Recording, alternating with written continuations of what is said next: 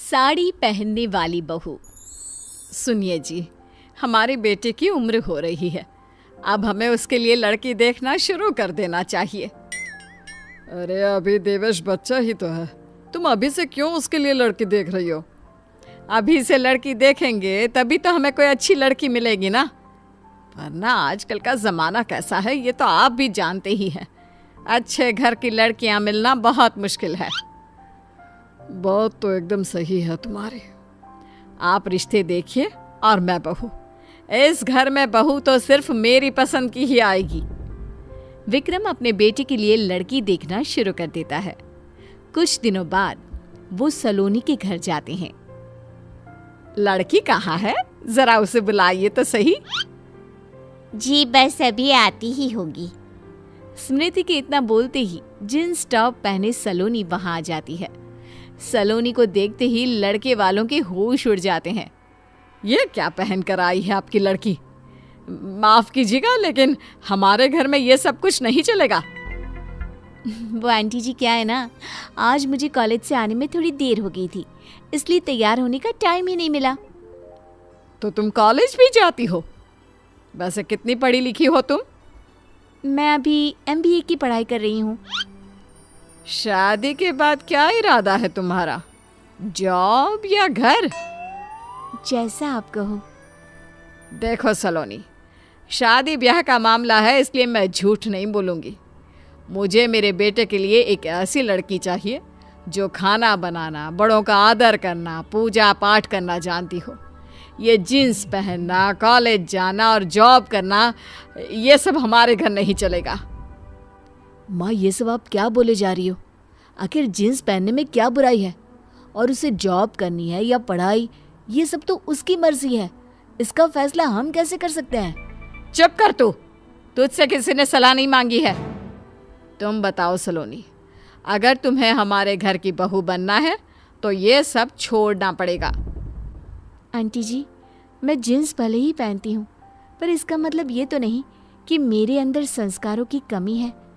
मुझे खाना बनाने, कपड़े बर्तन धोने से लेकर भगवान की पूजा अर्चना करना सब आता है। लेकिन मैं आपकी शर्त नहीं मान सकती। ना तो मैं जीन्स छोड़ूंगी और ना ही अपनी पढ़ाई। ठीक है, फिर हम भी इस शादी के लिए इनकार करते हैं। वृंदा, ये तुम क्या बोल रही हो? मैं ठीक ही तो बोल रही हूँ। मुझे सुशील और संस्कारी लड़की चाहिए। ऐसे आंखों में आंखें डालकर बात करने वाली लड़की हमारे घर की बहू नहीं बन सकती। ऐसे ही 2 महीने बीत जाते हैं, लेकिन वृंदा को ऐसी एक लड़की भी नहीं मिलती जो उसकी शर्तों पर शादी के लिए तैयार हो।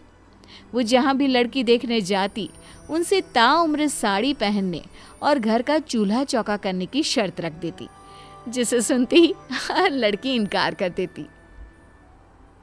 देखो वृंदा, बहुत मुश्किल से एक और रिश्ता आया है। तुम प्लीज यहाँ किसी पर कोई शर्त मत थोप देना। मैं नहीं चाहता कि तुम्हारी उठ पटांग शर्तों के कारण हमारे बेटे की उम्र निकल जाए। अच्छा, तो अभी आपको मेरी शर्तें उठ पटांग लग रही है। जिस दिन कोई गलत लड़की हमारे घर की बहू बन जाएगी ना, तब समझ आएगा आपको। देवी जी, अगर आपका हो गया हो तो अब चले हम लड़की देखने। हाँ तो चलो ना, कौन मना कर रहा है?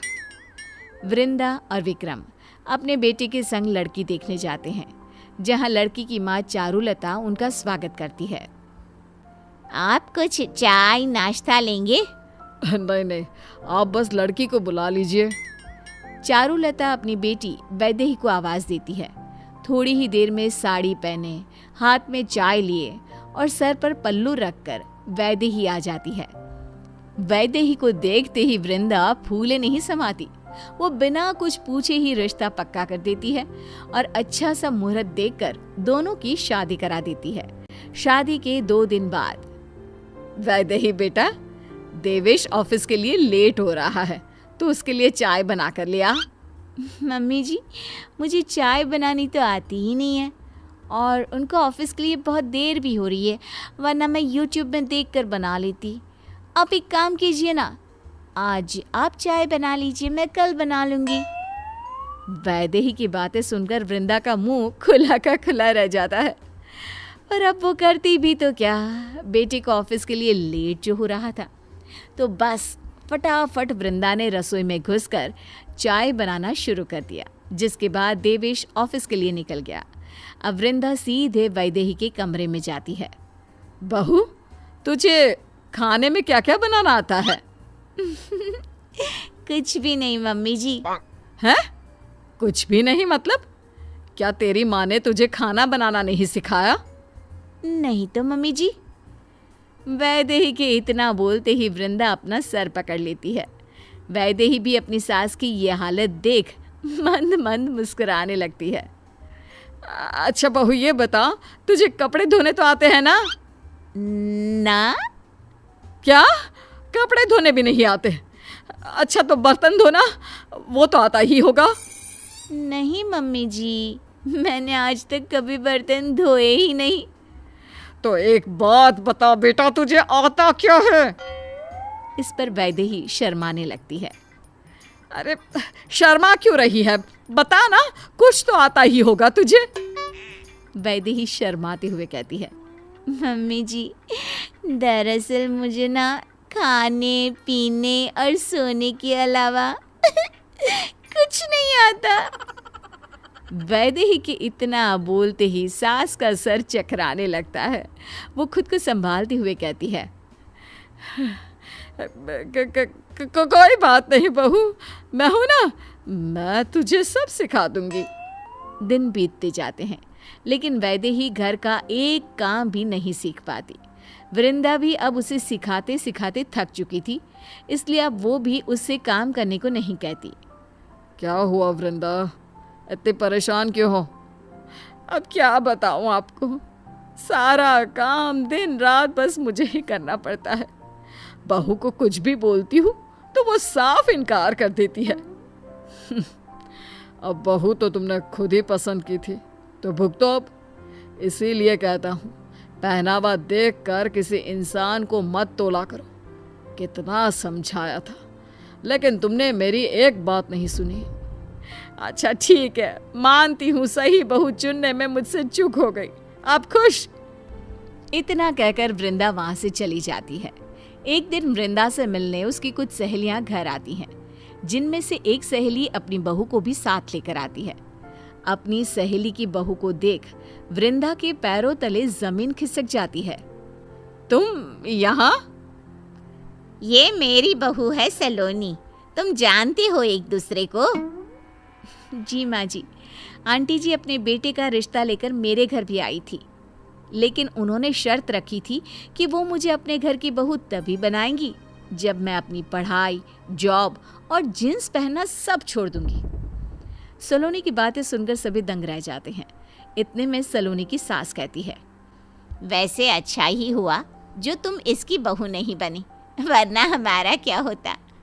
जानती हो वृंदा, मेरी बहू घर का सारा काम अकेले करती है, मुझे एक बर्तन तक उठाकर नहीं रखने देती।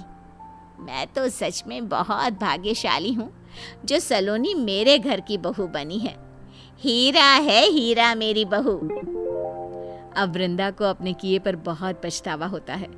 उसे शैलजा से जलन भी होने लगती है, जिसके कारण वो अपनी बहू की झूठी तारीफों के पुल बांधना शुरू कर देती है।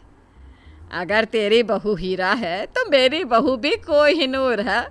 जानते हो तुम लोग, मेरी बहू तो सुबह उठने से पहले ही मेरे हाथ में खाना ला कर दे देती है और मेरे बोलने से पहले ही घर का सारा काम खत्म कर देती है। ऐसी है मेरी बहू। जिस बहू की तो इतनी तारीफ कर रही है, जरा अब उससे मिलवा भी दे। हाँ हाँ, क्यों नहीं। वैदेही बेटा, जरा बाहर तो आना, मेरी कुछ फ्रेंड्स तुझसे मिलना चाहती है। वृंदा के कहते ही वैदेही सिर पर पल्लू रखकर बाहर आती है और सभी के पैर छूती है। वृंदा, तेरी बहू तो बहुत संस्कारी है। हाँ यार, तू सच में बहुत भाग्यशाली है जो तुझे ऐसी बहू मिली, वरना आज के ज़माने में ऐसी लड़की मिलनी बहुत मुश्किल है।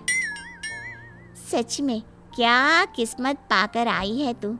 तुझे तो कोहिनूर से भी कीमती बहू मिली है।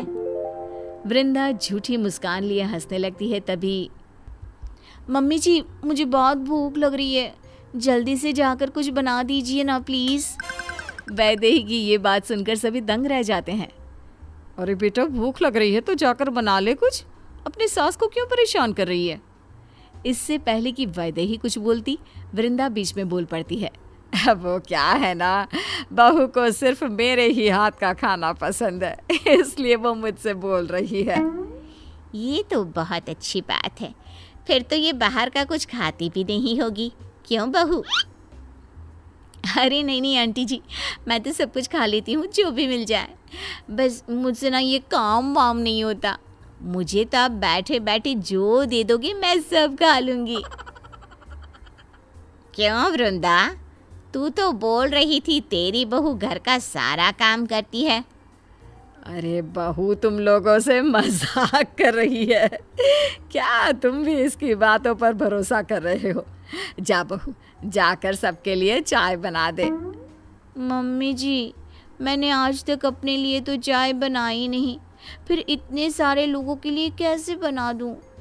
अगर आप चाय बनाए ना तो मेरे लिए भी बना देना। मेरी फेवरेट सीरियल का आने का टाइम हो गया है, मैं अपने रूम में जाकर टीवी देख रही हूँ। हाँ, थोड़ी देर पहले तक जो लोग वैदेही की तारीफ करते नहीं थक रहे थे, अब वही लोग उस पर हंसने लगते हैं। वृंदा को अब अपनी बहू और अपनी छोटी सोच पर बेहद शर्मिंदगी महसूस होने लगती है। तुम लोग बैठो, मैं तुम्हारे लिए चाय बना कर लाती हूँ। नहीं वृंदा, उसकी कोई ज़रूरत नहीं है, अब हम यहाँ और नहीं रुक सकते। मुझे फ़क्र है अपनी बहू सलोनी पर, जो ऑफिस के साथ साथ पूरा घर भी संभालती है। चल बेटा, घर चलते हैं। जी मम्मी जी, बस 2 मिनट दीजिए मुझे। सलोनी वृंदा के पास जाती है और उससे कहती है, आज तो आपको एहसास हो ही चुका होगा आंटी जी कि कभी भी किसी को उसके कपड़ों से जज नहीं करना चाहिए।